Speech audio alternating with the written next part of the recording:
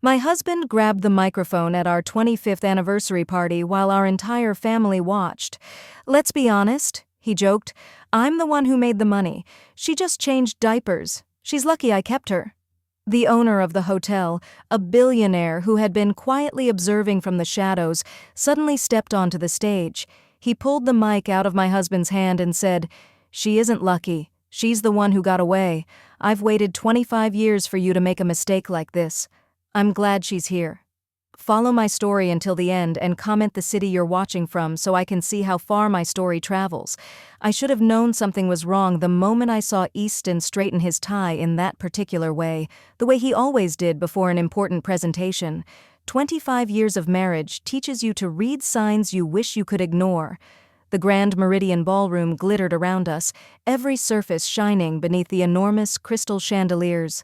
White lilies, my favorite flowers, though I knew Easton had picked them because they looked good in photos, overflowed from huge vases all over the room. Their sweet, heavy scent mixed with the expensive perfumes of our 200 guests. I smoothed the blue silk dress I'd so carefully chosen. When I'd shown it to him earlier, he'd barely glanced up, too busy rehearsing his speech. I'd spent 3 hours at the salon that morning, wanting to look perfect for this celebration. 25 years, a quarter of a century. It should have felt like a triumph. Instead, watching Easton work the room, shaking hands with his business partners and their wives, I felt invisible. Again. Our children, though at 23 and 20 I probably shouldn't call them that anymore, had flown in for the occasion. Michael stood near the bar with his girlfriend, looking stiff and uncomfortable in his rented tuxedo. Sarah sat with her college friends at a table near the back, barely looking at me when I'd tried to join their conversation earlier. When had I become a stranger in my own family? The thought was cut short by the sharp ting of metal on glass. Easton stood on the small stage the hotel staff had set up, microphone in hand, that familiar confident smile spreading across his face. The room slowly quieted, conversations turning into a low murmur and then fading out completely. "Ladies and gentlemen," his voice boomed through the speakers, and for a moment I felt that old flicker of pride I always used to feel when he took command of a room. "Thank you all for joining Antoinette and me tonight as we celebrate 25 wonderful years of marriage." Applause filled the ballroom. I forced a smile and laced my fingers together to hide how much they were shaking. This was supposed to be our moment, the recognition of everything we had built side by side.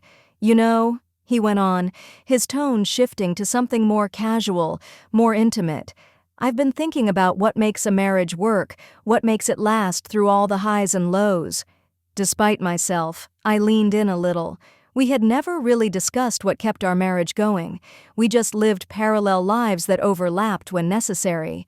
"And I realized," he said, his grin widening as a few scattered chuckles rippled through the crowd, "it all comes down to knowing your roles, understanding who brings what to the table." A cold weight settled in my stomach. Something about his wording, the emphasis he put on certain phrases, felt wrong, calculated. "Let's be honest," he said, his voice carrying easily across the room, which had suddenly gone very quiet. "I'm the one who made the money. I built the business. I provided the lifestyle we all enjoy." He gestured grandly at the luxurious ballroom, at the designer dresses and tailored suits surrounding us. "Antoinette? Well, she changed diapers." The sentence hit me like a punch. My breath caught. I felt the blood drain from my face as uncomfortable laughter rippled through the guests. Not real laughter, but that strained, nervous sound people make when they're watching something they know is wrong. But he wasn't done. "She's lucky I kept her," he added. This time his smile looked sharp, almost cruel. "Honestly, what else would she do? She has no real skills, no education that matters. She's been living off my success for 25 years. Now the room was completely silent. Even the servers had stopped moving, standing frozen with trays in their hands like extras in a movie who had forgotten their cues. I felt hundreds of eyes on me, heavy with pity and secondhand embarrassment. My hands trembled. My vision blurred as tears threatened to spill over.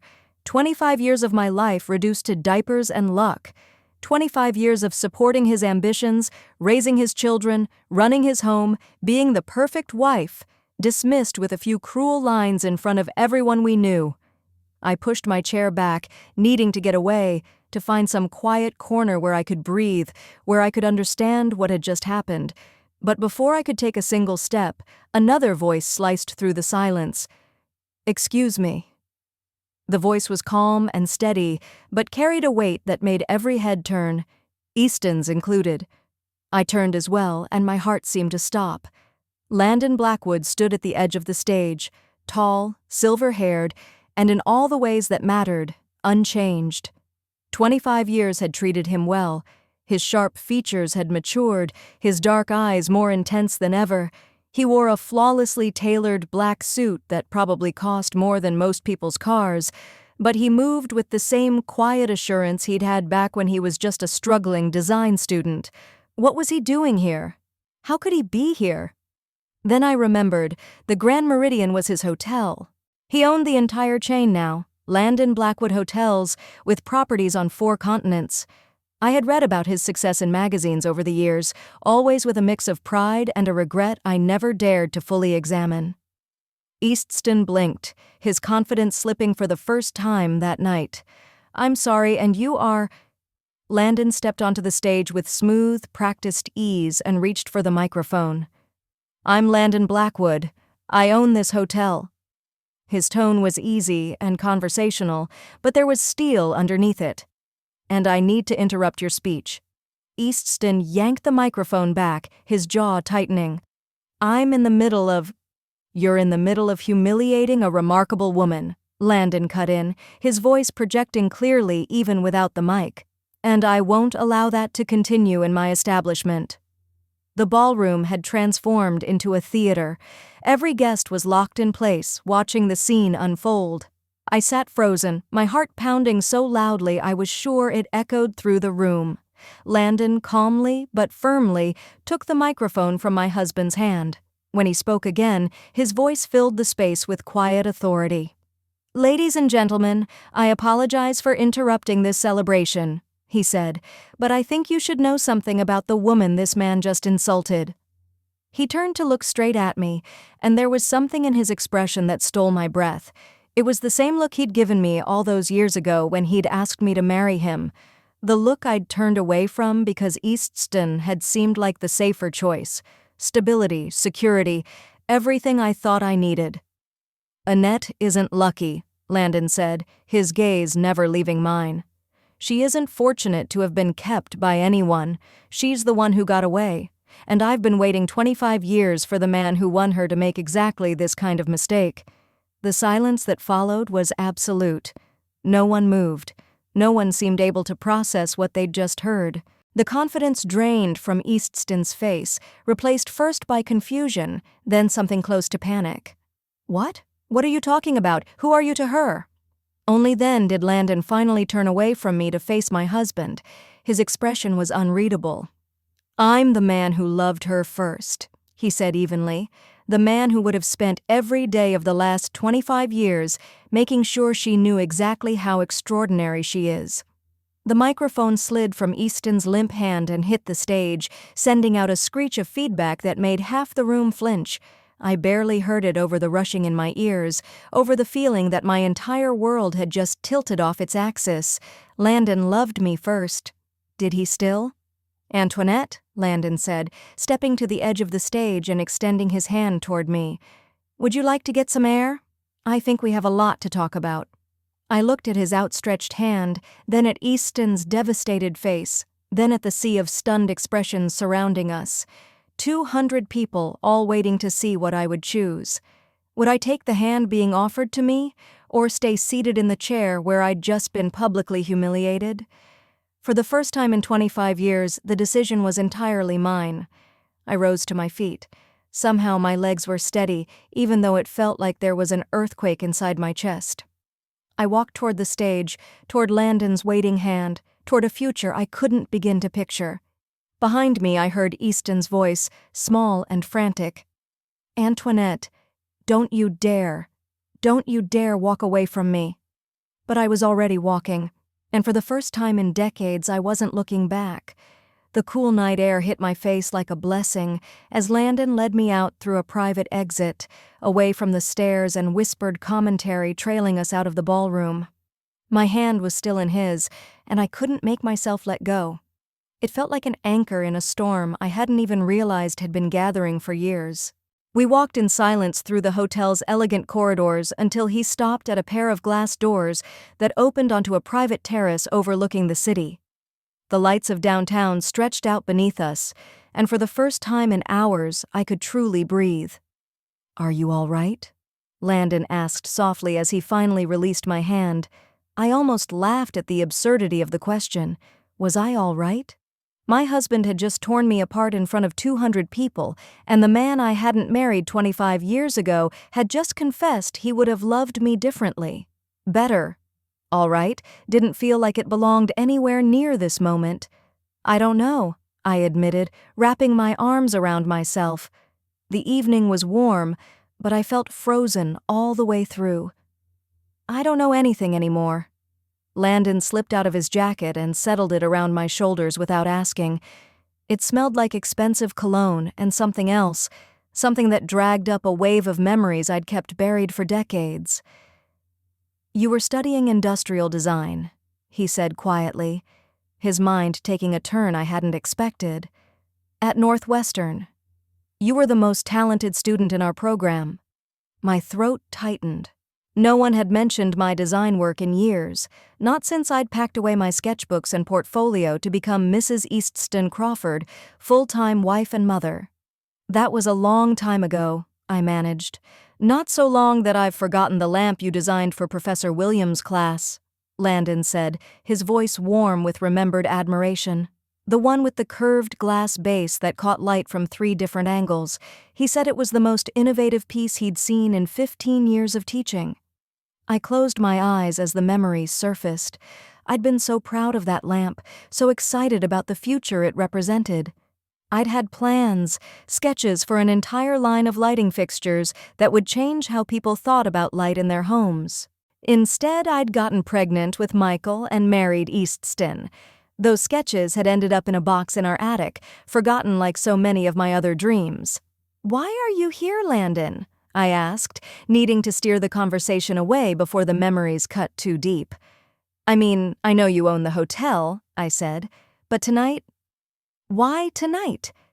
He was quiet for a long moment, staring out over the city lights. When he finally spoke, his voice was careful, deliberate. "I've been keeping track of you, Antoinette." My stomach tightened. "Not in a stalking way," he added quickly when he saw my expression, "but you were the love of my life. When someone matters that much, you don't just erase them." The love of his life. The phrase hit me like an electric shock. "I knew about the anniversary party," he continued. "I knew Eastston had booked the ballroom. I told myself I wouldn't interfere, that it was your life and your choices. But then I heard him practicing his speech this afternoon." My stomach dropped. "You heard him?" "He was in the presidential suite, going over his remarks with his assistant. The walls aren't as soundproof as our guests like to believe." Landon's jaw tightened. "He was laughing, Antoinette. Laughing about how he was going to put you in your place in front of everyone. Saying you'd gotten too comfortable and needed to be reminded of your position in the marriage." The words slammed into me like punches. This hadn't been a thoughtless moment. It had been rehearsed, planned, designed like one of his presentations. 25 years of marriage, reduced to a performance of dominance. "I couldn't let it happen," Landon said simply. "I couldn't stand there and watch him destroy you without doing something." Fighting back. When was the last time anyone had fought for me? When was the last time I had fought for myself? The answer came with brutal clarity. Never. I had never fought for anything I truly wanted.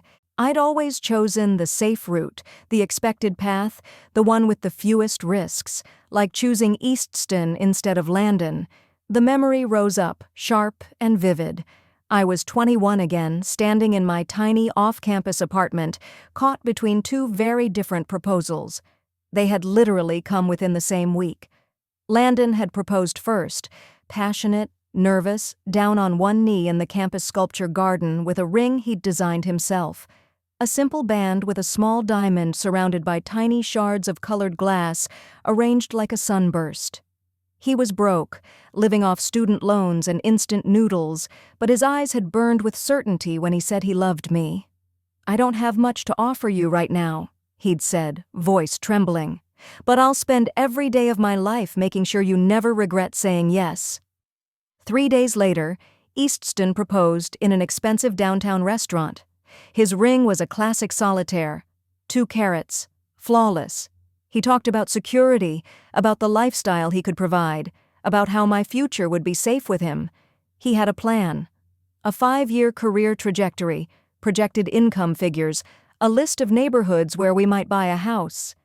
I'd chosen the plan. I'd chosen security over passion, certainty over possibility. I'd told myself it was the mature choice, the smart choice. I'd been such a fool. "Do you remember the project we worked on together?" Landon asked suddenly. "Senior year? The integrated living space design?" Of course I remembered. We'd spent 3 months developing a revolutionary concept for multifunctional furniture that transformed small spaces, modular pieces with multiple uses, a complete reimagining of how people lived in cramped urban apartments. "It was brilliant," I whispered. "Professor Chen said it was graduate-level work." "It was better than graduate-level," Landon replied. "It was market-ready. We could have patented it. Started a company." He turned fully toward me. "But you dropped out of the program to marry Easton." The guilt I'd carried for 25 years pressed down on my chest like a physical weight. I had abandoned our project, left Landon to finish it alone. He'd gotten full credit, but we both knew it had been a true collaboration. "I'm sorry," I said, and the words felt far too small. "I'm so sorry, Landon. I was young and scared." "Don't apologize," he said firmly. "I didn't bring it up to make you feel guilty. I brought it up because 6 months after you left, Easton started a furniture company, Crawford Designs, and his first product line looked very familiar." The world seemed to tilt sideways. "What are you saying?" I asked, my voice barely audible. "I'm saying your husband built his fortune on stolen ideas, Antoinette, ideas you helped create." The memory hit me like a tidal wave. Late nights with my sketchbook, and then later, evenings with Easton asking about my coursework for the first time since we'd started dating. How flattered I'd felt that he was finally interested in my passion. I'd shown him everything, my sketches, my prototypes, every innovative concept I'd been working on. He'd listened so intently, asking questions about materials, manufacturing, target markets. I'd thought he was trying to understand my world, trying to connect with me on a deeper level. In reality, he'd been taking notes. "The modular coffee table that launched his company," Landon continued quietly.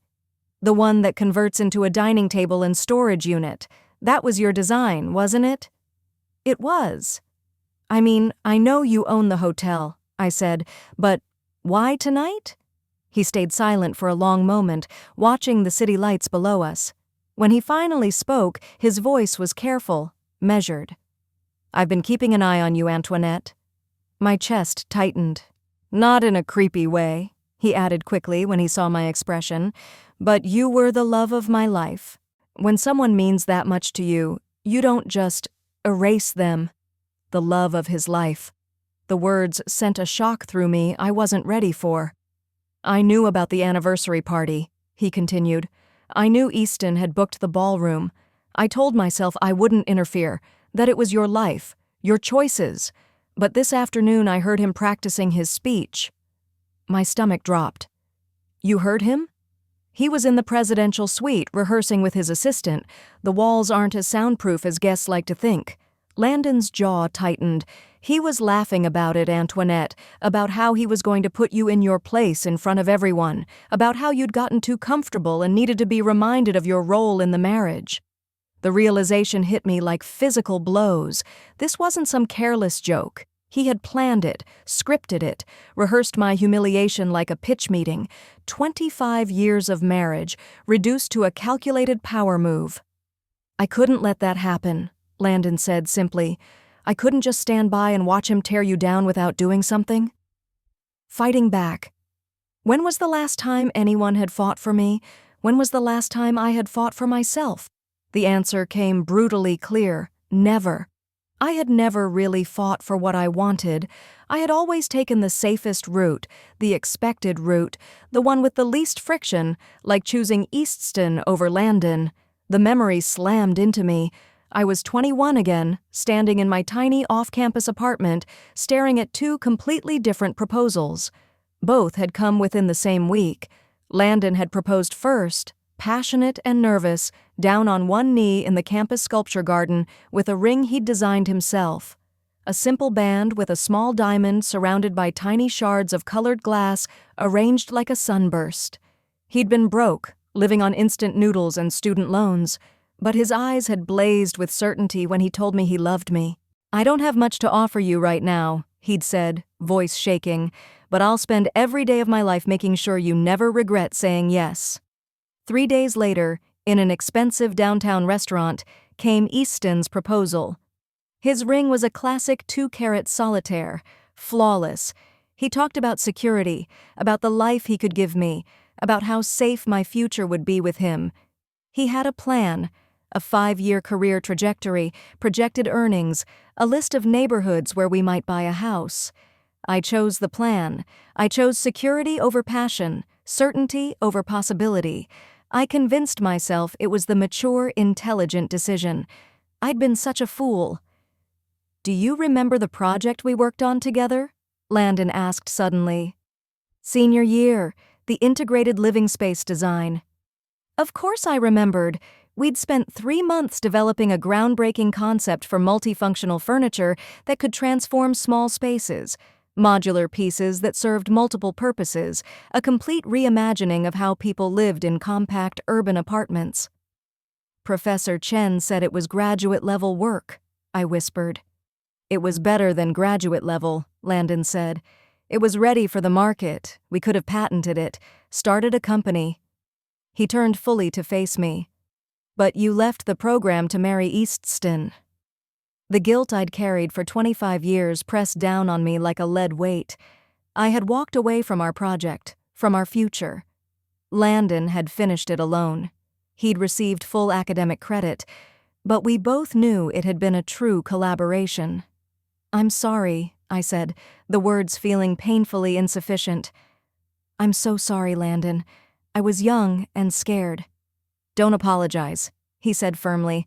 I'm not telling you this to make you feel guilty. I'm telling you because 6 months after you left, Eastston founded a furniture company, Crawford Designs, and his first product line looked very familiar. The world seemed to tilt sideways. What are you saying? I asked, my voice barely there. I'm saying your husband built his empire on stolen ideas, Antoinette, ideas you helped create. The memories came rushing back, late nights sketching, explaining concepts to Eastston, thinking he was finally interested in my work. The way he'd asked questions about my projects, about materials, mechanics, manufacturing. I'd been so flattered by his attention, so eager to share my passion. I'd shown him everything. Every sketch, every prototype, every clever solution I'd come up with. I thought he was trying to connect with me. In reality, he'd been mining me. The modular coffee table that launched his company, Landon continued quietly. The one that converts into a dining table and storage unit, that was yours, wasn't it? It was. I'd drawn it during a late-night study session, frustrated with the limitations of my cramped apartment. I still remembered the night clearly. I'd left the sketch on the kitchen counter. Eastston had found it and studied it for almost an hour, asking me to explain every detail. He said he wanted to understand my work, I whispered, my voice breaking. He said he was proud of my creativity. He was proud enough to pass it off as his own, Landon said. The betrayal washed over me in waves. It wasn't just about the public humiliation in the ballroom. It was 25 years of deception. 25 years of building a life on stolen dreams, 25 years of watching my husband take credit for innovations that had started in my sketchbook while belittling me as just a housewife. Every major breakthrough Crawford Designs has had, I said slowly, feeling the pieces slot into place in a way that made me sick. The expandable shelving system, the convertible workspace line, the eco-friendly material concepts.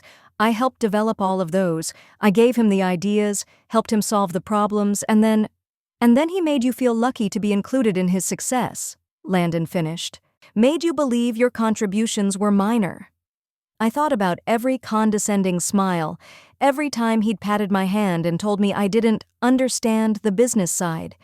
Every time he'd dismissed my suggestions, made me feel naive for having opinions about the very field I'd once dreamed of transforming. "Why didn't you say anything?" I asked.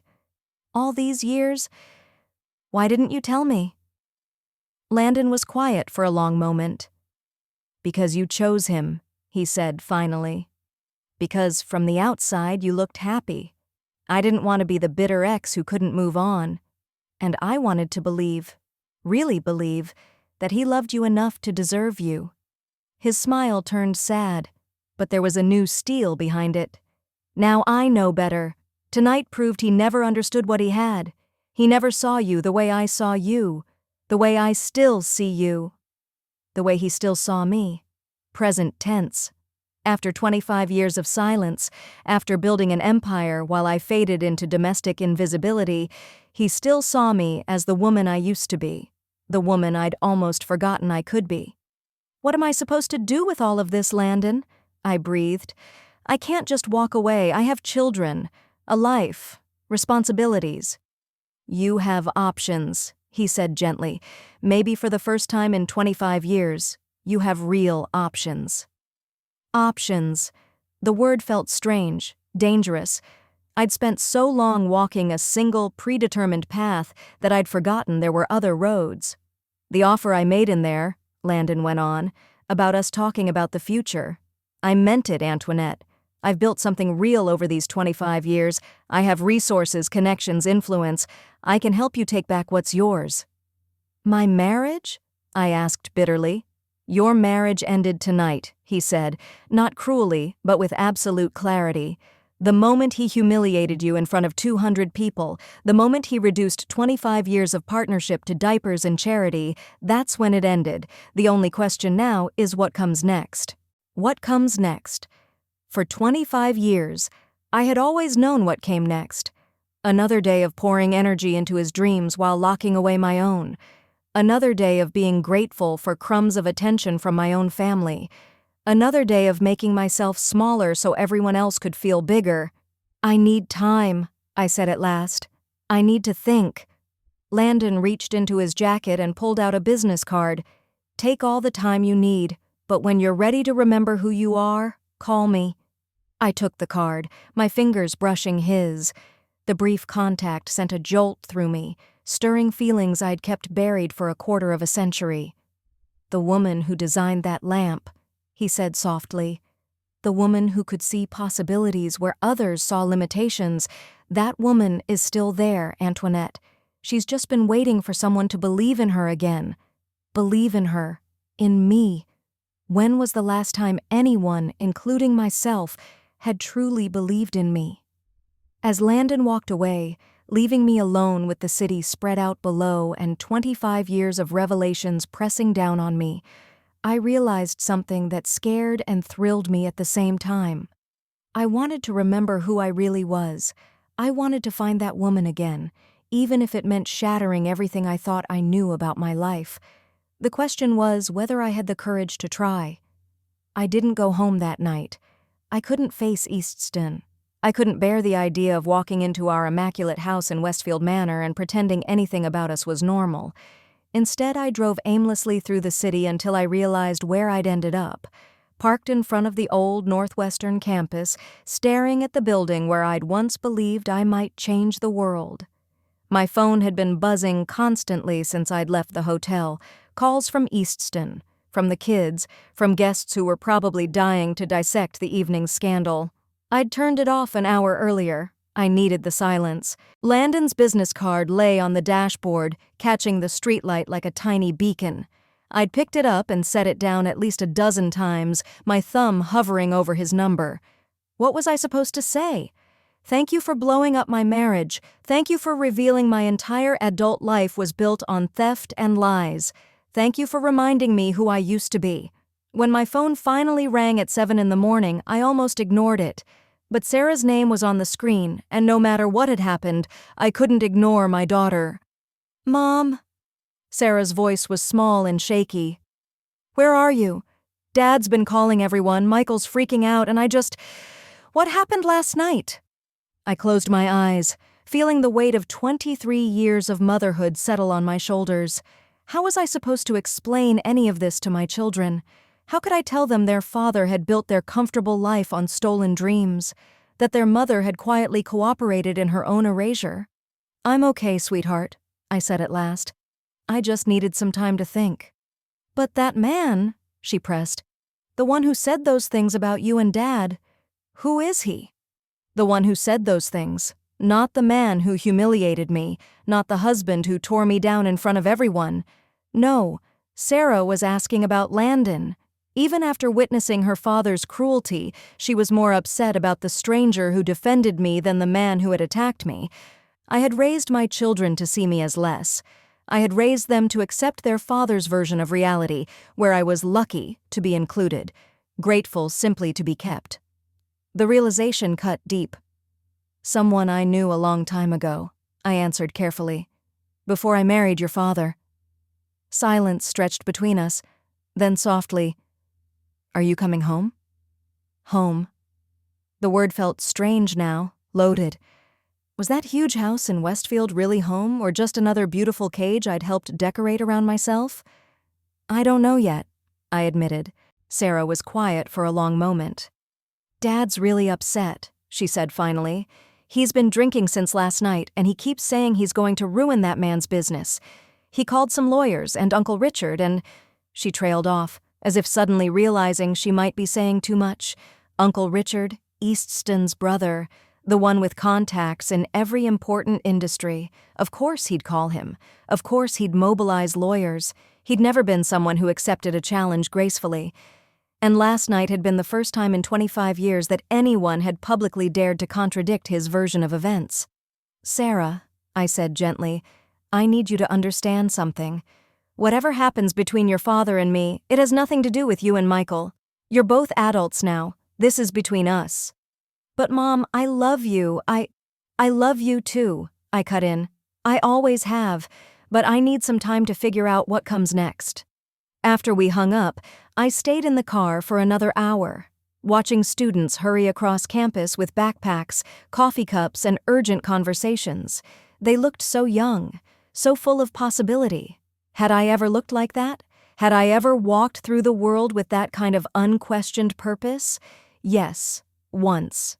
Before I learned to shrink myself, before I convinced myself that dreams were luxuries I couldn't afford. My phone buzzed again, a text from an unknown number. I know you're struggling with all of this. When you're ready to hear the whole story, I'll be at the Meridian, Suite 1207, no pressure, no expectations, just truth. L. The whole story. What more could there possibly be? But I already knew I was going to go. I'd spent 25 years living inside half-truths and curated narratives. If I was going to rebuild my life, if I was even going to understand what needed rebuilding, I needed all of it. The elevator ride to the 12th floor felt endless. I'd changed in a department store bathroom, trading my evening gown for jeans and a sweater, but I still felt exposed, raw. What was I doing? What did I expect to get out of this? Landon opened the door before I could knock, as if he'd been watching the hallway. In daylight, he looked different, more human somehow. The silver in his hair was more obvious, and the lines around his eyes spoke of years of hard work and responsibility. But his smile was exactly the same, warm, genuine, threaded with what looked like relief. "Thank you for coming," he said simply, stepping aside to let me in. The suite was elegant without being showy, warm, neutral tones, floor-to-ceiling windows overlooking the city.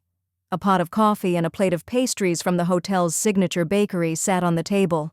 He'd prepared for my visit, but in a way that felt thoughtful, not presumptuous. "I wasn't sure you would," he admitted, gesturing for me to sit wherever I liked.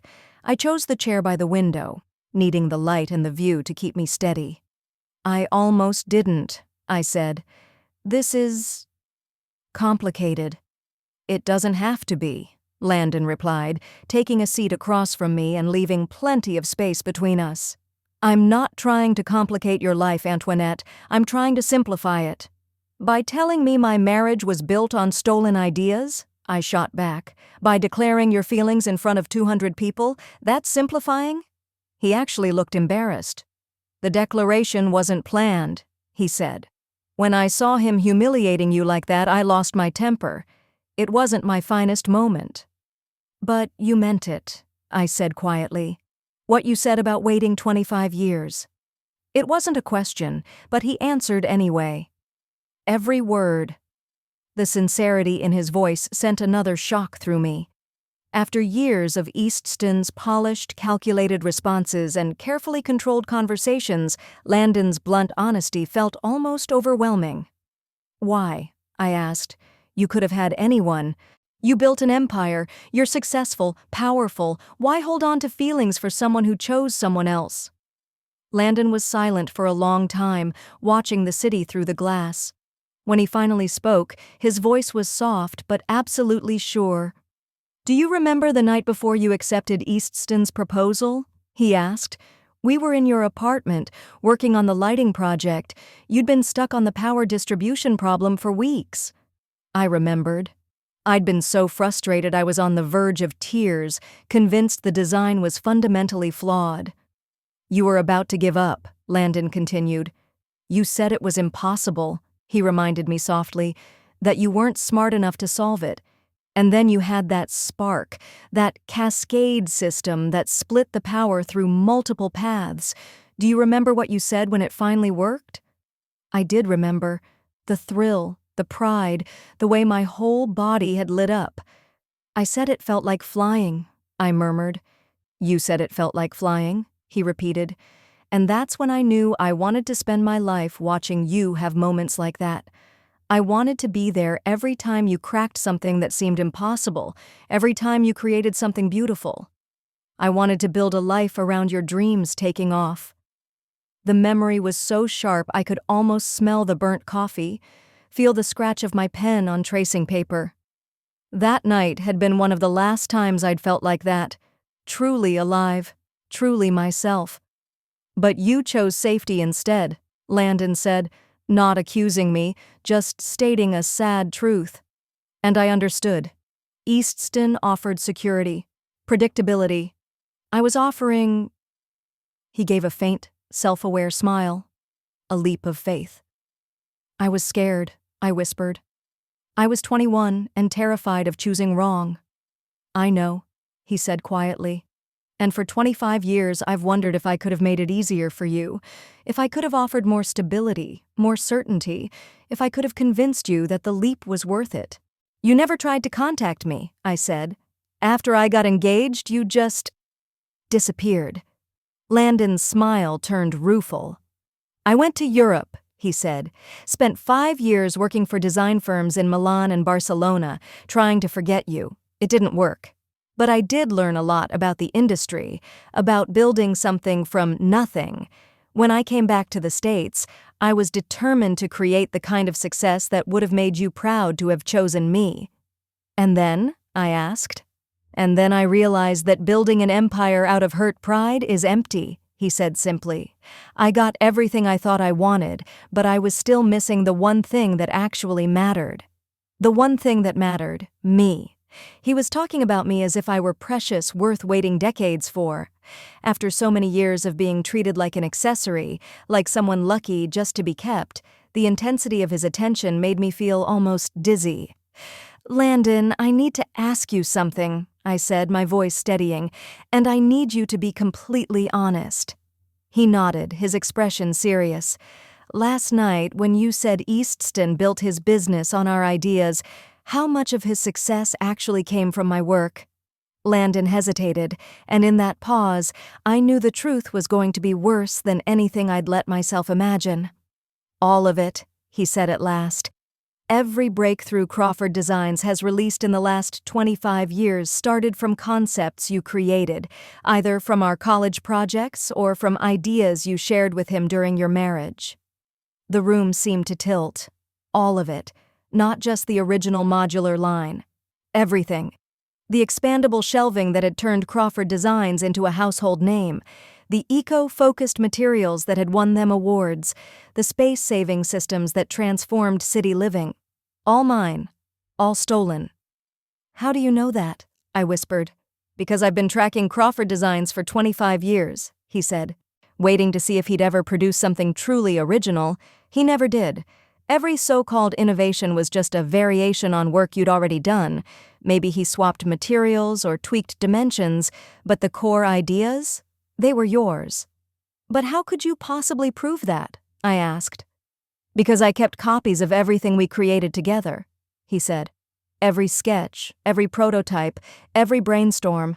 I told myself it was for professional reference, but really, I kept them because I couldn't let go of the last pieces of you I had." He stood, walked to a sleek briefcase by the window, and pulled out a thick portfolio. When he laid it on the coffee table, my breath caught. It was my old senior year sketchbook, the one I was sure I'd lost in the chaos of moving out. The leather cover was worn smooth with time, but I recognized every mark on it.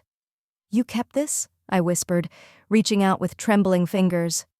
"I kept everything," Landon said quietly, "including the original lamp design that started it all, the one Professor Williams called revolutionary, the same concept that became the backbone of Easton's first product line." I opened the portfolio, my hands shaking, and 25 years' worth of buried memories surged back, page after page of intricate drawings, concepts, clever solutions to problems that wouldn't become mainstream for another decade or more. Work I'd poured my whole self into, work I'd once been proud of, work I'd later dismissed as childish student experiments. "He made me believe I was nothing," I choked out, tears blurring the pencil lines. "He made me believe this was all just silly schoolwork." "They weren't silly," Landon said firmly. "They were brilliant, and they made him rich. He profited from your ideas, built his reputation on your vision." "Rich on my ideas," I said, "respected for stealing my dreams." I looked up at Landon through my tears. "What am I supposed to do with this?" I asked. "Sue him? Destroy my children's father? Blow up my entire life just to get revenge?" "I'm not asking you to destroy anything," Landon replied gently. "I'm asking you to take back what's yours. The ideas, yes. But more than that, I'm asking you to reclaim yourself." Reclaim myself. The woman who had designed these pieces, the woman who instinctively saw possibilities where others saw obstacles, the woman who felt like she was flying when a complicated problem finally opened up to her imagination. "How?" I asked. "How do you reclaim 25 years of lost identity?" Landon leaned forward, his gaze intense. "You start creating again," he said. "You remember what it feels like to crack impossible problems. You let yourself dream big again." "I'm 56 years old, Landon." "I've been out of the design world for decades," I said. "Technology's changed. The market's different." "Design is design," he cut in gently. "Good ideas don't expire." Then he reached across the table and laid his hand over mine. "And you," he added, "were always the most innovative thinker I knew. That doesn't just vanish." His touch was warm, steady, real. For the first time in years, I felt like someone was actually seeing me. Not as a wife, not as a mother, not as a polished prop beside a successful man, but as myself. "I have an offer for you," Landon said, his tone calm and assured. "Not romantic, not a rescue, a business offer." I raised an eyebrow, curiosity cutting through the fog of shock and exhaustion. "I'm launching a new division at Blackwood Hotels," he explained. "Sustainable design consulting. Hotels all over the world want eco-friendly, space-efficient solutions, but most firms are still stuck in old ways of thinking. I need someone who can completely rethink how we design hospitality spaces." My heart started to hammer. "You're offering me a job?" I'm offering you a partnership, he corrected. 50-50 ownership of the new division, full creative control, a chance to see your ideas implemented around the world. His hand tightened slightly around mine. A chance to show the world what Antoinette Crawford can really do. A partnership, creative control, global reach.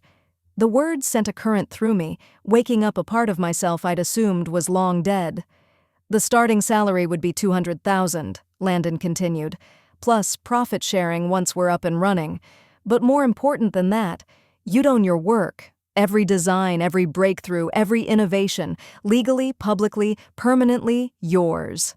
Own my work. After 25 years watching Easton grow rich off my ideas, the concept felt almost unreal. I can't, I blurted, the reflex so automatic I barely heard myself. I mean, I have responsibilities, obligations. To whom? Landon asked quietly. To the husband who publicly humiliated you? To the children who are adults with their own lives? Or to yourself? To myself. When was the last time I'd felt any obligation to myself? I need time, I said. But even as the words left my mouth, something in me was shifting. An old spark, an old hunger to create something that mattered, flickering painfully back to life. Take all the time you want, Landon said. But while you're thinking, keep this in mind. Right now, Easton is probably strategizing how to discredit me, how to rewrite what happened last night. He's going to try to convince everyone, including you, that I'm just a resentful man trying to steal his wife. Aren't you? I asked, not accusing, genuinely wanting the truth. Landon's smile was sad, but unflinchingly honest. Maybe a little, he admitted, but mostly, I'm a businessman who recognizes exceptional talent when he sees it, and I'm someone who believes that 25 years is long enough for brilliance to stay buried. Long enough for brilliance to stay buried. The phrase rang through me like a bell. How long was I going to keep burying who I really was? How long was I going to let fear keep me small? There's something else you need to know, Landon said, letting go of my hand and reaching for another folder. About what Easton's planning? I asked, my stomach knotting. What do you mean? My security team flagged a few interesting calls from your house last night, he said. Calls to his attorney, to his brother, to some business contacts. He's not planning an apology, Antoinette. He's not trying to win you back.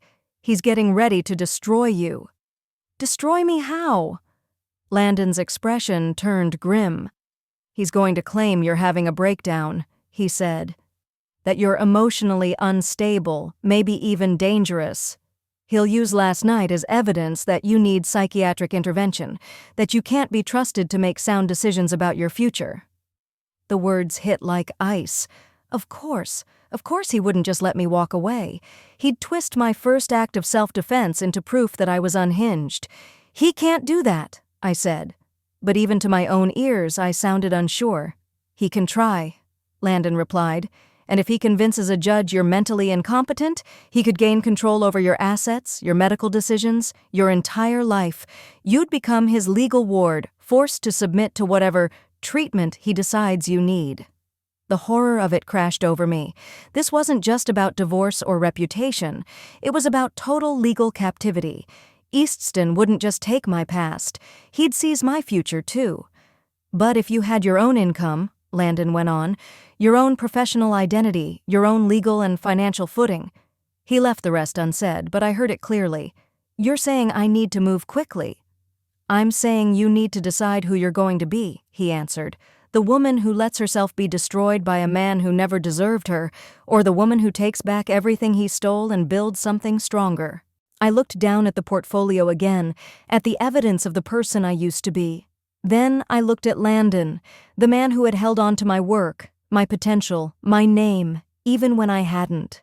For the first time in 25 years, I knew exactly what I wanted to do. The only question was whether I was brave enough to do it.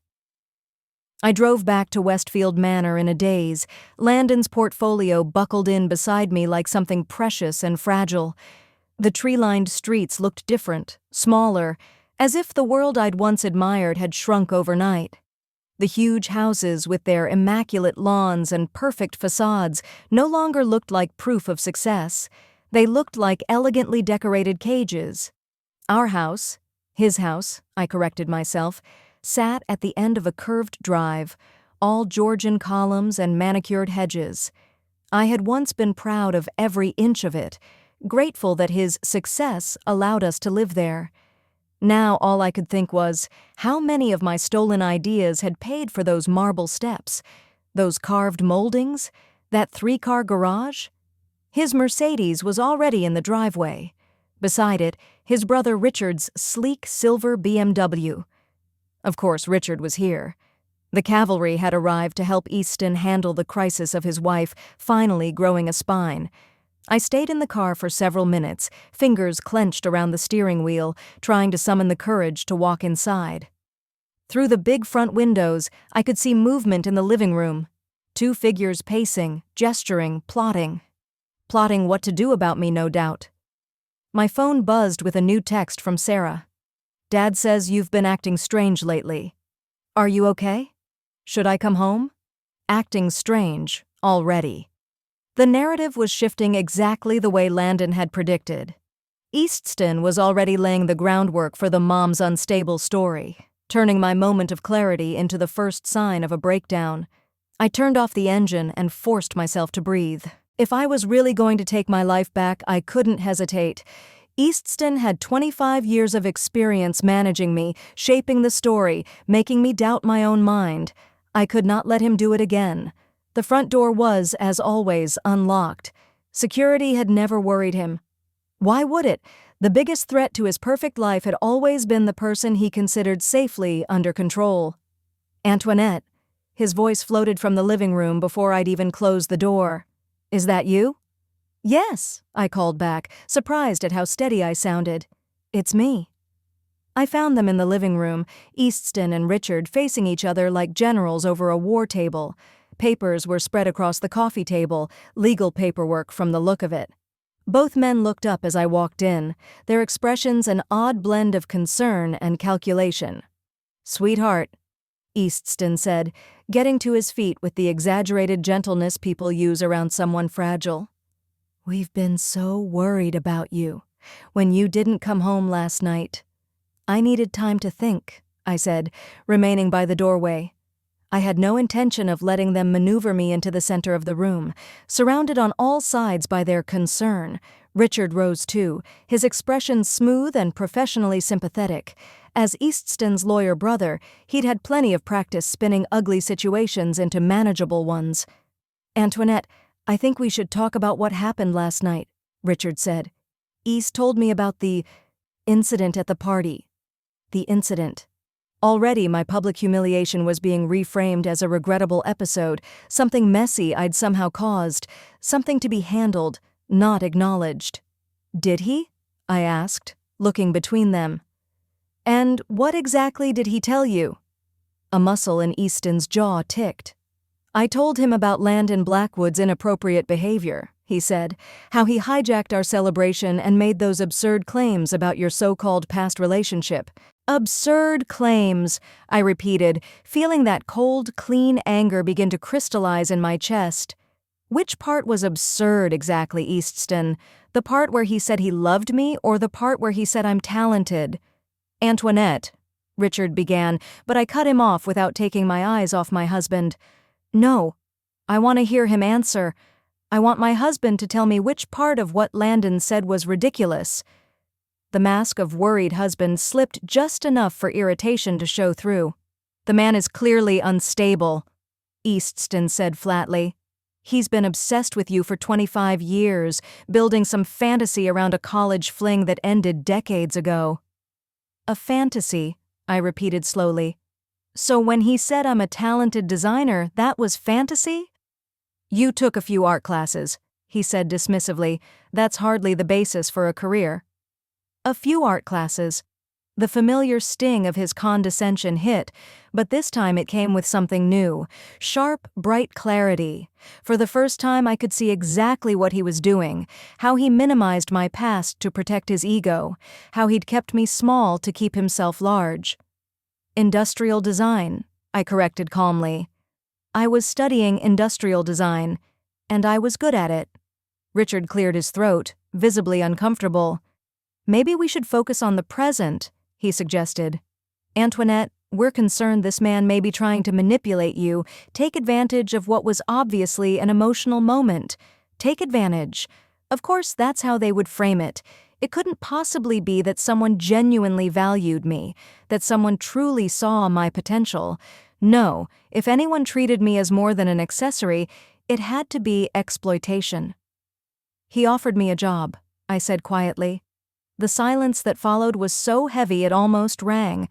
Several emotions flickered across Easton's face, surprise, disbelief, anger, before he settled on a smug, patronizing smile.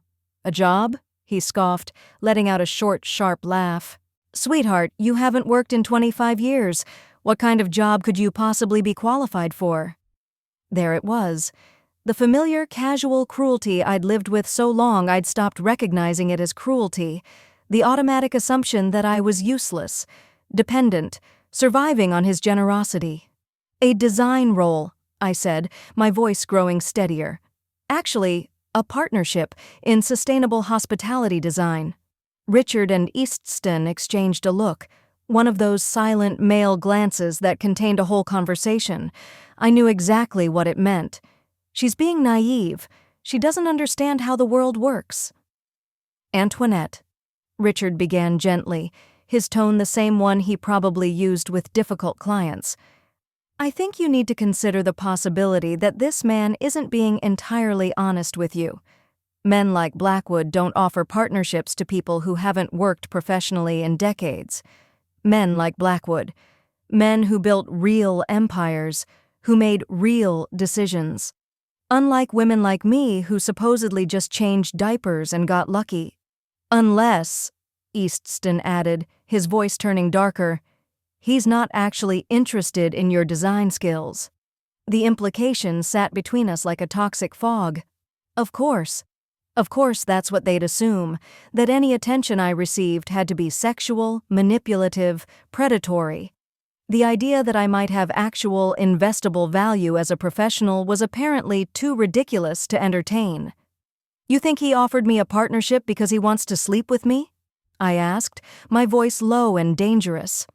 I think, Easton said carefully, that you're emotionally vulnerable right now, and men like Blackwood are very good at exploiting that kind of vulnerability. Exploiting vulnerability. Everything about this conversation was framed around my supposed weakness, my fragility, my inability to think clearly or protect myself. Not once had they mentioned his public attack on me, his cruelty at the party, the cracks in our marriage. Their only concern was neutralizing the threat I now represented to their carefully structured lives. What would you like me to do? I asked, genuinely curious to hear their solution. Richard leaned forward, all professional concern. We think you should consider getting some help, he said. You've been under a lot of stress, and last night was clearly very upsetting. There are excellent facilities that specialize in helping people work through episodes like this. There it was, the word Landon had warned me about, my moment of self-respect, repackaged as a psychological crisis in need of treatment. What kind of facilities? I asked, even though I already knew. Residential treatment centers, Richard said smoothly. Places where you could get the support you need. Somewhere away from external pressures and influences that might be confusing you. Away from external influences. Away from Landon.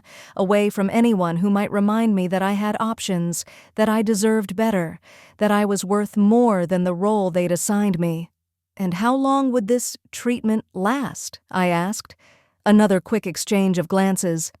As long as necessary, Easton said, until you're feeling more like yourself again. More like myself. The irony was almost breathtaking. They wanted to ship me off until I reverted to the version of myself they could handle. The compliant, quiet woman who forgot she'd once had ambitions, skill, and fire.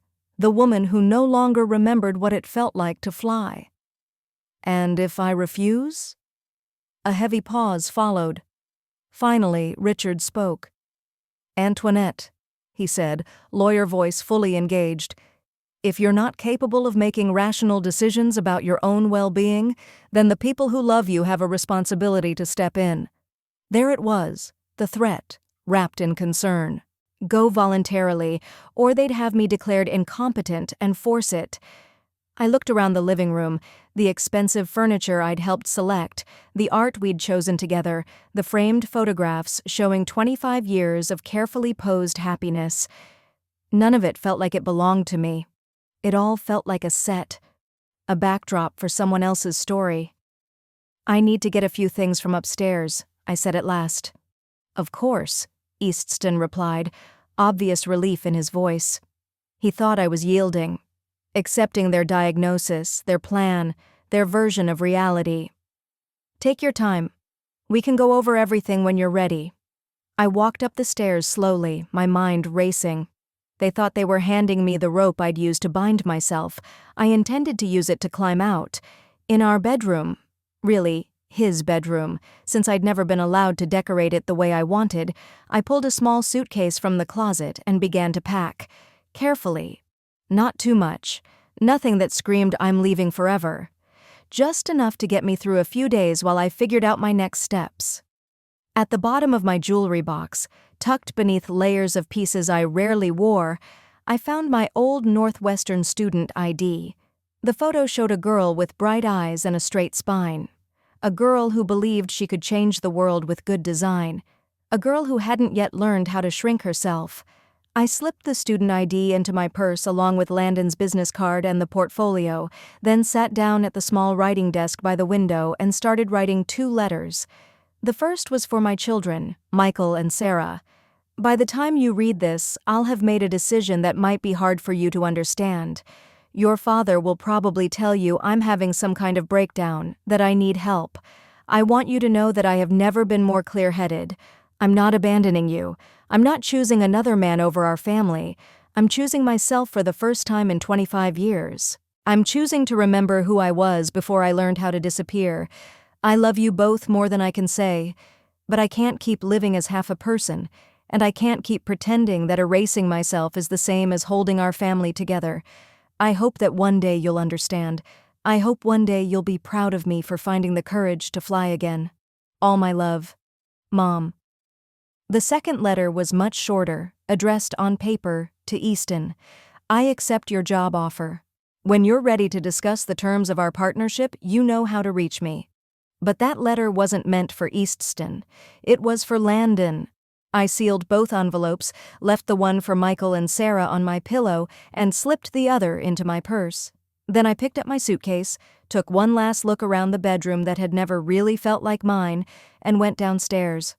They were still in the living room, Eastston and Richard, hunched over their paperwork spread across the coffee table like war maps. All set? Eastston asked, glancing up with that patronizing little smile I had once mistaken for concern.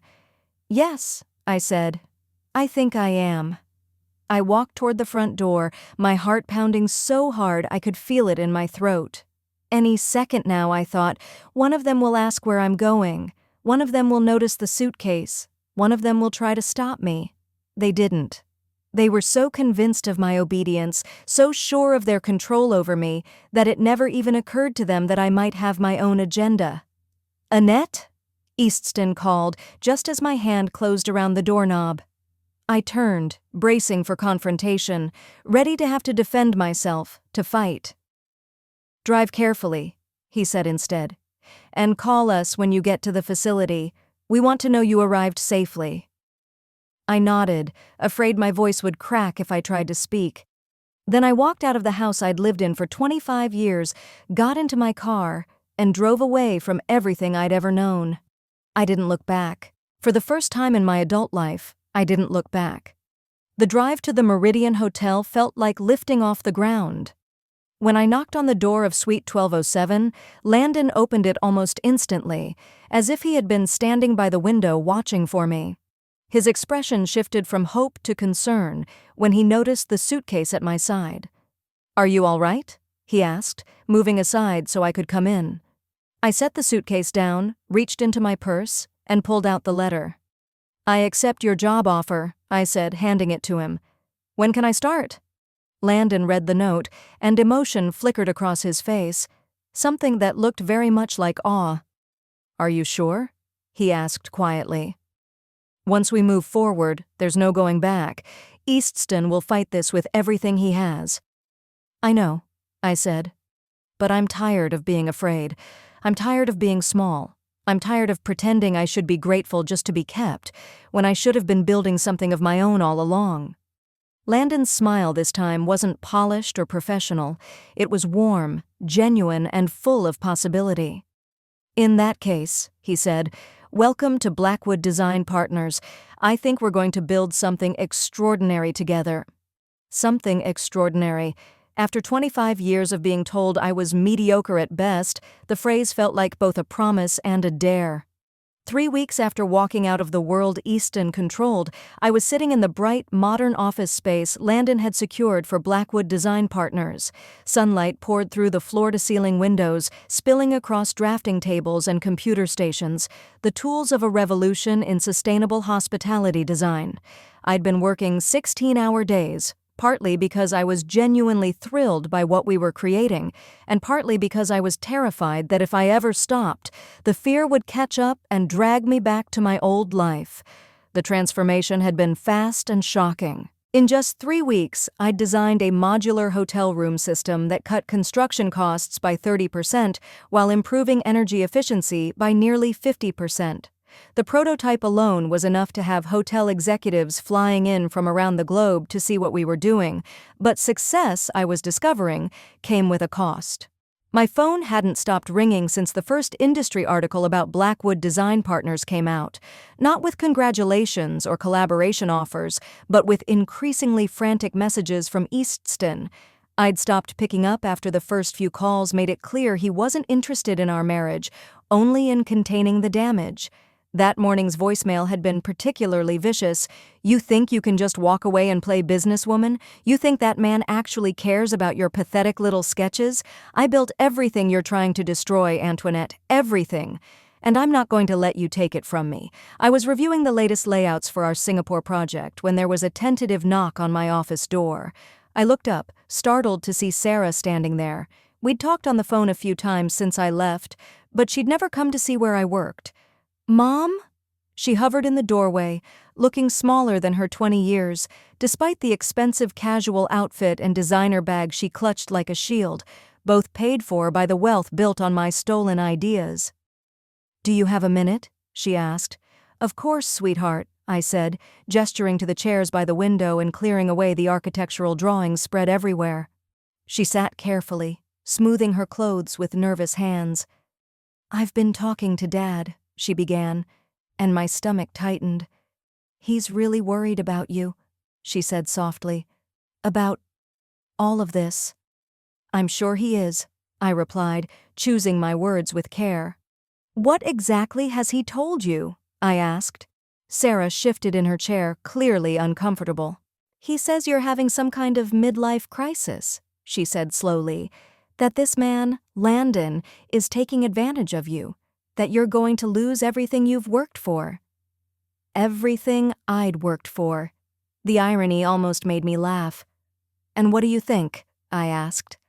"I don't know what to think," Sarah admitted, her voice small.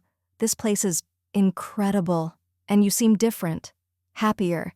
But Dad says you're making a huge mistake, that you're destroying our family over some fantasy." Our family. I studied her face, my eyes, his jawline. "Sarah, do you remember me much from when you were little?" I asked. She frowned. "What do you mean?" "Do you remember me ever working? Having anything in my life besides taking care of you and Michael?" "You volunteered at our schools," she said. "You organized charity events. You ran the house. But do you remember me ever creating anything?" I pressed. "Ever chasing my own dreams?" Sarah was quiet for a long time. "No," she said at last. "But that's what moms do, right? They sacrifice for their families." Sacrifice for their families. There it was, the lesson I had taught her without ever saying it out loud.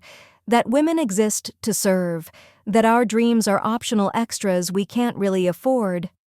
Sarah, I said gently, I need to tell you something about your father's business, about how Crawford Designs really started. Over the next hour, I showed her everything: Landon's carefully preserved portfolio, the dates on my original sketches, the way they lined up perfectly with Crawford's innovations, the proof that her father's company was built on stolen ideas. Sarah moved through disbelief, outrage, confusion, and finally landed in a quiet, stunned kind of acceptance. All of this, she whispered. Ours? Not ours, I corrected softly. Mine. Everything he built came from your work, she said. Not everything, I said. Your father is a talented businessman. He knows how to market, how to scale, how to turn good ideas into profitable products. But the ideas themselves? Yes, those were mine. She stared at the sketches spread across my desk, her face pale. Why didn't you ever say anything? She asked. Why didn't you fight for credit? Because I believed him when he told me I was lucky just to be included, I said. Because I thought supporting his success mattered more than claiming my own. Because I was young and scared and had been taught that good wives don't compete with their husbands. But now you're competing with him, Sarah said. There was something in her tone I couldn't quite read. Now I'm finally being myself, I said. For the first time in 25 years, I'm using my talent for my own benefit instead of someone else's. Sarah was silent for several minutes, studying the drawings with a new, more focused gaze. These are really yours, she said. All of them. Every sketch, every concept, every innovation that made Crawford Designs what it is. I paused, then added carefully, Sarah, I need you to understand something. I'm not trying to hurt your father. I'm not trying to destroy your stability.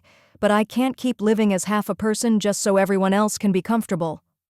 What about us? She asked, and this time I heard the fear under her composure. What about me and Michael? If you're right, if Dad's business really is based on stolen ideas, what happens to our future? It was a fair question, one I'd been wrestling with ever since I left. I don't know, I said honestly. But I do know this. Building your future on lies isn't a foundation at all. Eventually, it collapses. Before she could respond, my phone rang. Landon's name flashed on the screen, and through the glass wall of his office, I could see from his face that something was wrong. Excuse me, I told Sarah and answered. What is it? Antoinette, I need you in my office, now. We have a problem. I found him pacing behind his desk, his usual calm replaced by visible tension. Sarah trailed behind me, hovering just inside the doorway. What's wrong? I asked. Landon pointed to his computer screen, where a legal document was open. Easton filed an injunction this morning, he said. He's claiming all the design work you've done for Blackwood Design Partners is stolen intellectual property that belongs to Crawford Designs. My blood went cold. He can't do that, I protested. These designs are completely original. He's arguing they're derivative of work you developed during your marriage, Landon said. Under California law, that could make them community property. He's claiming that because you were unemployed and he was your sole financial support, any intellectual property you developed during the marriage belongs to both of you. That's ridiculous, I said. I never worked on these specific projects when we were married. It doesn't matter, Landon replied grimly. He doesn't have to show they're identical, just that they're built on techniques and concepts you created while you were married to him. And given that your old portfolio clearly shows the foundation for everything you're doing now, the realization hit hard. He wasn't just trying to hurt me.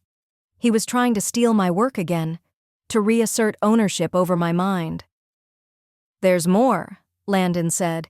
He's also filed for an emergency restraining order, claiming you're mentally unstable and that I'm manipulating you into making choices that threaten your well-being and your family's financial security. Sarah gasped from the doorway.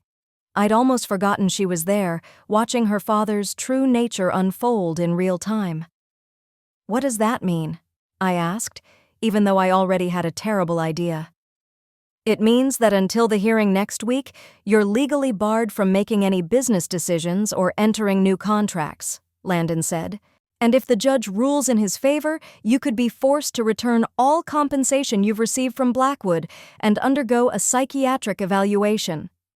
The room seemed to sway. In one sharp legal move, Easton had painted me as both a thief and a madwoman. If he won, I'd lose everything. My career, my independence, and maybe even my autonomy. "Mom?" Sarah said softly. I turned toward her. Her eyes were wide, shining with shock. "Is this why you left? Because you knew he'd do something like this?" I thought about her question, about the constant pattern of control and manipulation that had defined my entire marriage. "Not specifically," I said, "but yes, I always knew your father would never let me go without a fight. I knew he'd rather try to destroy me than face what he's done." Sarah stepped fully into the office and dropped into a chair, looking shaken but determined. "I need to ask you something," she said. "And I need you to be completely honest." I nodded, bracing myself. "Are you in love with Landon?" The question caught me off guard.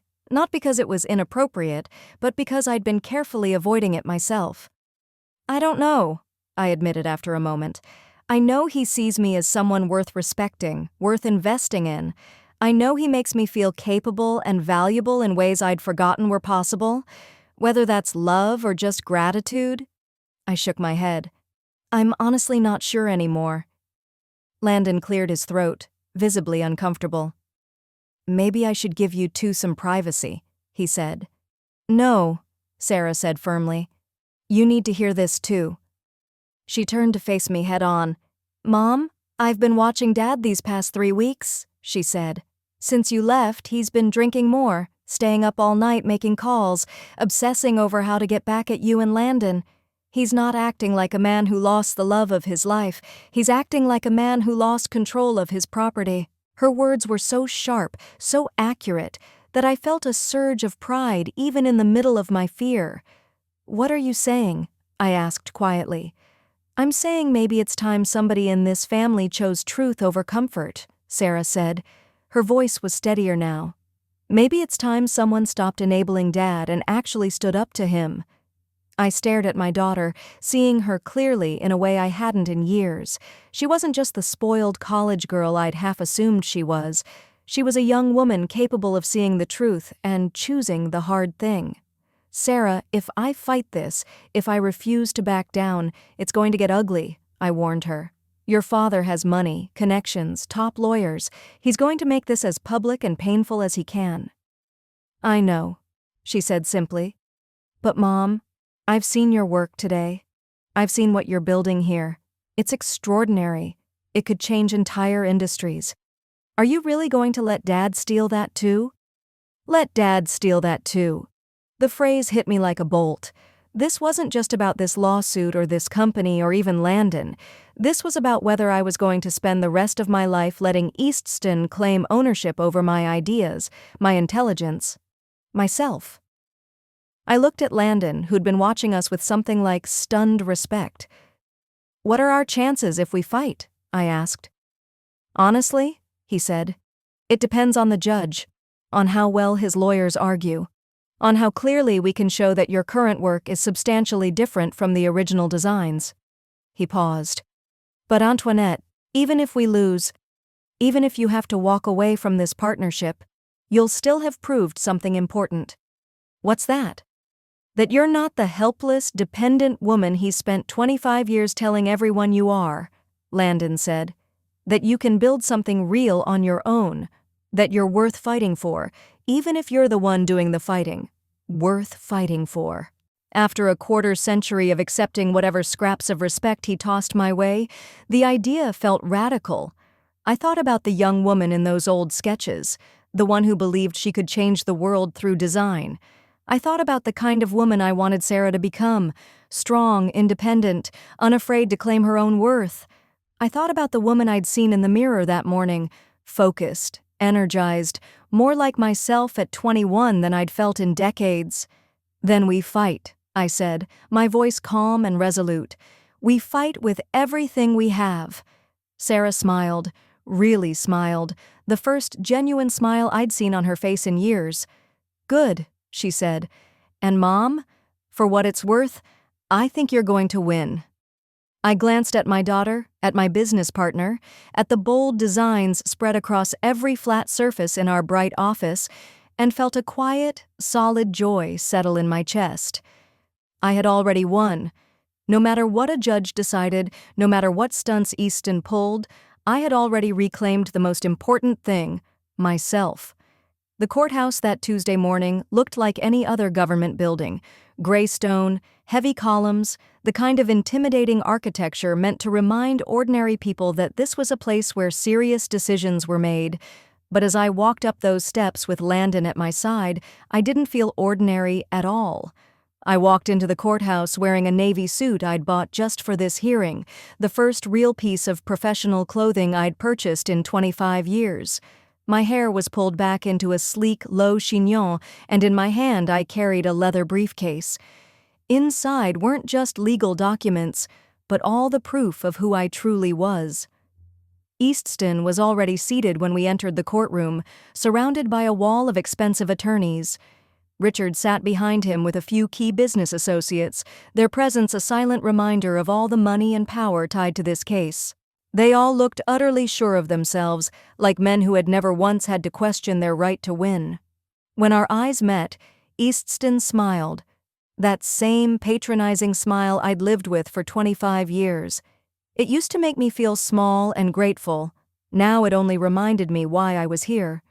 The judge, Patricia Holloway, looked to be in her early 60s. Sharp eyes, gray hair pulled back in a no-nonsense style. She glanced over the preliminary filings with a level, focused attention that made it clear she wasn't the type to be dazzled by theatrics. "This is an unusual matter," she said, looking up at last. "We have a request for an injunction alleging theft of intellectual property, along with accusations of mental incapacity. Mr. Crawford, you claim your wife's current business activities amount to theft of marital assets." Easton's lead attorney, a polished man named Harrison Weber, stood. "Yes, Your Honor," he said smoothly. "Mrs. Crawford has taken proprietary design concepts developed over the course of her 25-year marriage and used them to benefit a competing business. Under California community property law, those concepts belong equally to both spouses. And you're also alleging that Mrs. Crawford lacks the mental capacity to make these business decisions," Judge Holloway said. "We're concerned about Mrs. Crawford's emotional state, Your Honor," Weber replied. "She abruptly abandoned the family home, entered into a business partnership with a man she barely knows, and has been making increasingly erratic decisions. We believe she may be experiencing a psychological crisis that's impairing her judgment." Beside me, my attorney, Janet Morrison, went rigid. We'd gone over this exact strategy again and again, but hearing it laid out in such clinical language still made my stomach twist. "Mrs. Morrison," the judge said, turning to our table, "how does your client respond to these allegations?" Janet rose, calm and steady. She was around my age, a seasoned litigator who'd built her career defending professionals in intellectual property disputes. "Your Honor, Mrs. Crawford is neither mentally unstable nor a thief," she said. "What she has done is finally reclaim her own creative work after 25 years of watching her husband profit from her ideas. That is a serious counterclaim," the judge noted. "You're asserting that Mr. Crawford's business was built on his wife's designs." "We are, Your Honor," Janet said, "and we have extensive documentation to support that." The next hour barely felt real. Janet walked the court through our evidence piece by piece, my original college portfolio, a detailed timeline comparing Crawford Design's product launches to my student work, a statement from Professor Williams, who still remembered my lamp and other projects from Northwestern, and affidavits from former Crawford employees who confirmed I'd been the source of many of the company's key ideas over the years. Watching Easton's face as all of this was laid out was both satisfying and painful. He had clearly expected this to be simple, a matter of asserting authority over his wayward wife and having the court fall in line. It had obviously never occurred to him that I might show up with proof, But the turning point came when Judge Holloway looked directly at me. "Mrs. Crawford," she said, "I'd like to hear from you. In your own words, can you explain why you left your marriage and entered into this business partnership?" I rose slowly, feeling my heart hammering against my ribs, but when I spoke, my voice was clear. "Your Honor," I began, "I left my marriage because I realized I'd been living as half a person for 25 years. I had convinced myself that supporting my husband's dreams was the same as having dreams of my own. I believed that being grateful for his success was enough, even when that success was built on my work." I turned and met Eastston's eyes. For 25 years, I told myself that love meant sacrifice, that good wives don't compete with their husbands, that being kept was a privilege I should be thankful for. But the night of our anniversary party, when my husband publicly reduced my contributions to diaper changes and luck, I finally understood something. I wasn't being loved. I was being managed. Weber started to object, but Judge Holloway lifted a hand to silence him. "Go on, Mrs. Crawford." "The business partnership I entered into with Mr. Blackwood is not based on stolen property," I said. "It's built on ideas I never got to pursue because I was too busy supporting someone else's career. It's built on concepts I developed after I left my marriage, using skills I had almost forgotten I possessed. And yes, I learned and sharpened those skills during my marriage, but I'm the one who developed them. They're mine." I walked into the courthouse in a navy blue suit I'd bought just for this hearing, the first truly professional outfit I'd purchased in 25 years. My hair was pulled back into a smooth, polished chignon, and in my hand I carried a leather briefcase filled not just with legal documents, but with proof of who I really was. Eastston was already seated when we entered, surrounded by a wall of expensive attorneys. Richard sat just behind him with several of Crawford Design's business associates, their presence a silent message about how much money and serious business was on the line. They all looked absolutely sure of themselves, like men who had never once questioned their right to win. When our eyes met, Eastston gave me that same patronizing smile I'd endured for 25 years. Once, it would have made me feel small and chastised. Now, it only reminded me of everything I was done tolerating. Judge Patricia Holloway, a woman in her early 60s with sharp eyes and gray hair pulled back in a no-nonsense style, studied the filings with calm focus.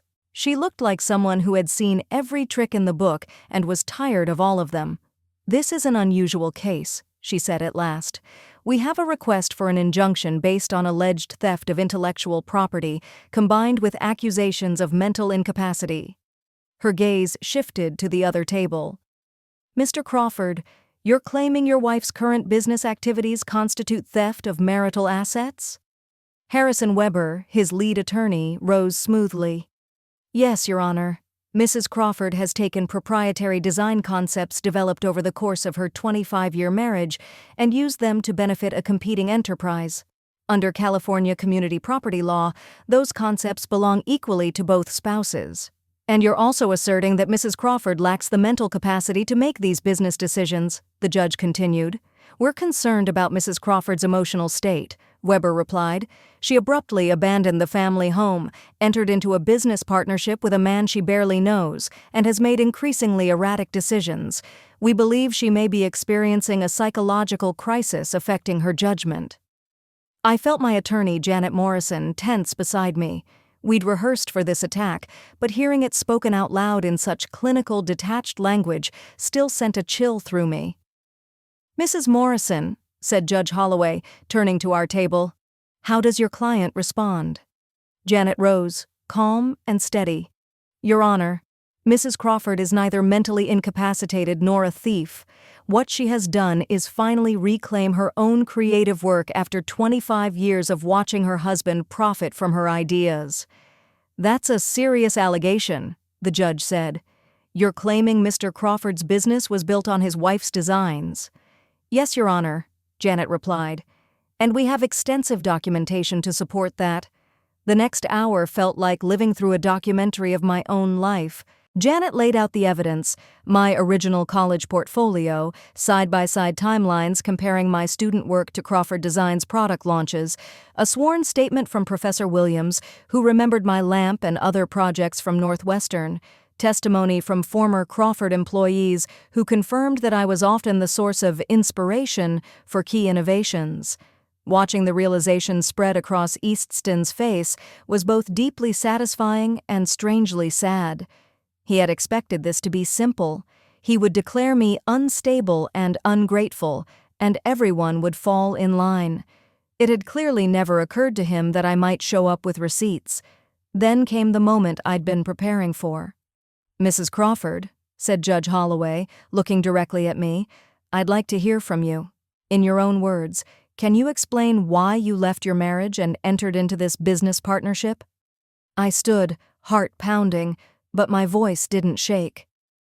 "Your Honor," I began, "I left my marriage because I realized I'd been living as half a person for 25 years.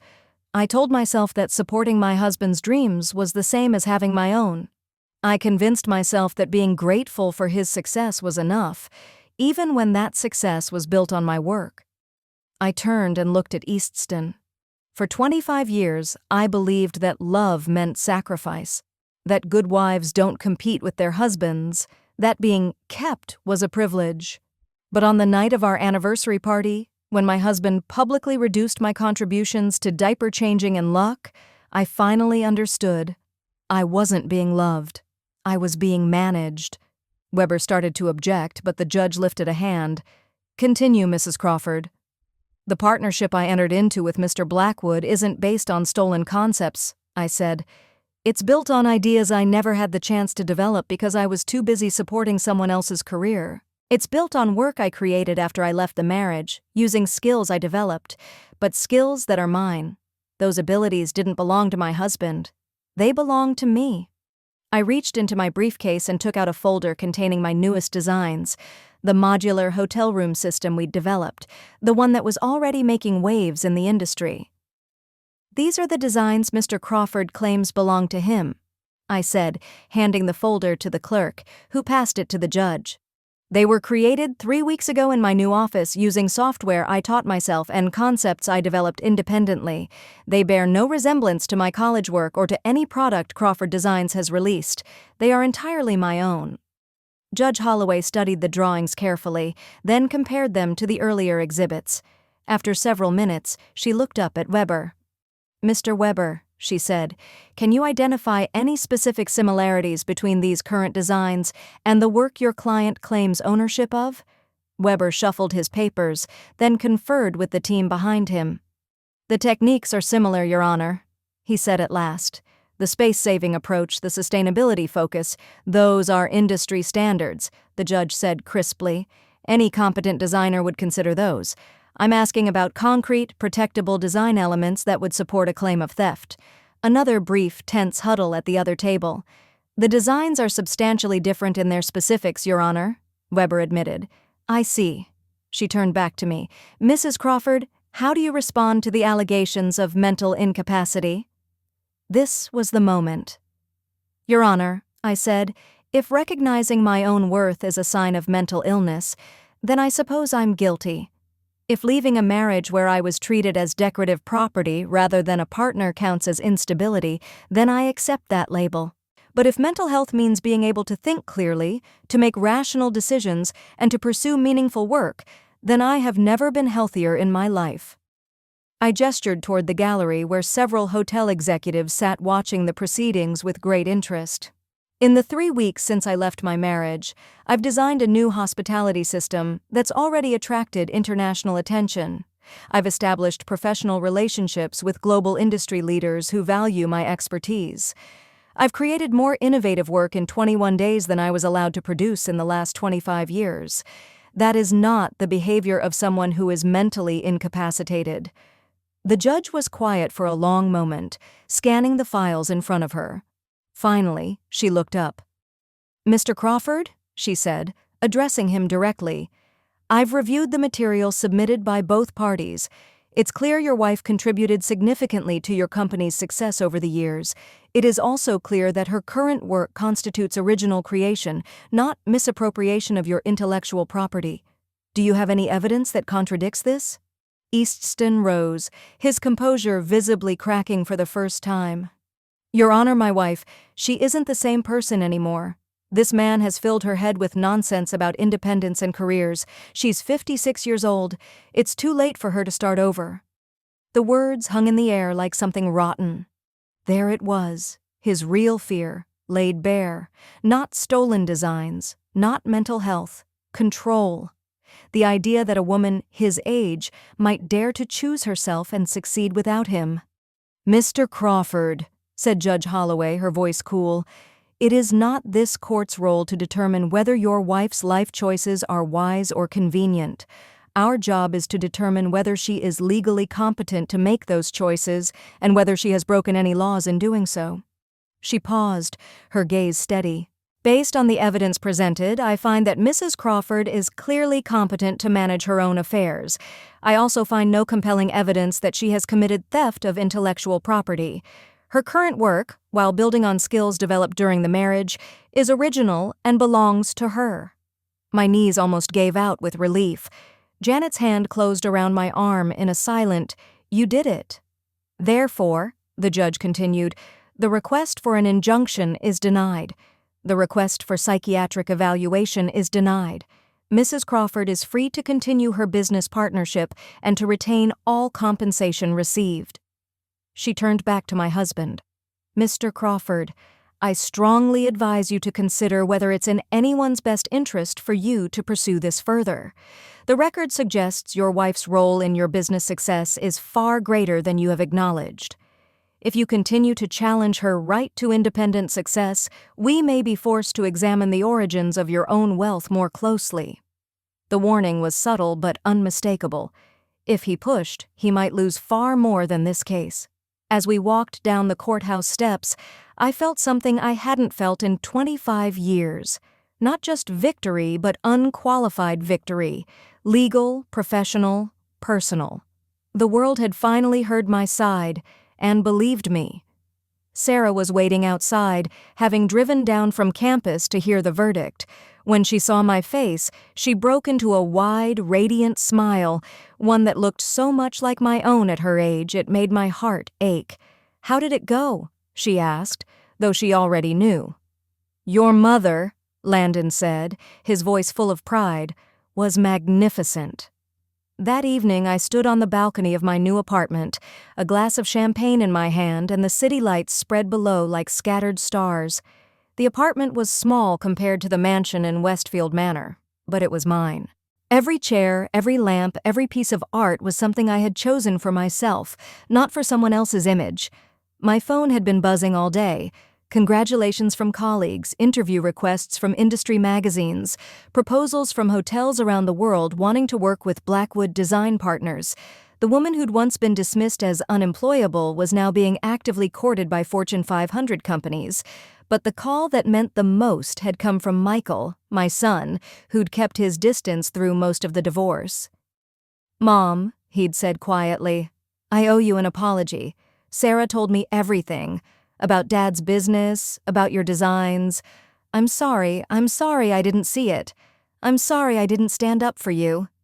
"You don't need to apologize," I told him. "You were raised to see me a certain way. We all were." "I know," he'd said, "but I should have asked more questions. I should have wondered where all those ideas came from." "You're brilliant, Mom. You always were. I just never really thought about it." Now, on the balcony, I thought of the girl I used to be. The one who designed that lamp in college, the one who believed she could change the world through good design. She'd been buried under compromise and self-doubt for 25 years, but she hadn't died. She'd just been waiting for me to come back for her. The sliding door opened, and Landon stepped outside with his own glass of champagne. During the court case, we'd drawn strict boundaries, but with the verdict behind us and our partnership secure, we could finally breathe and acknowledge what had been quietly growing between us. "Penny for your thoughts?" he asked, coming to stand beside me. I was thinking about time, I said, about how 25 years felt like a lifetime of waiting, but now it feels like preparation, like everything I went through was training me to value what I have today. And what do you have now?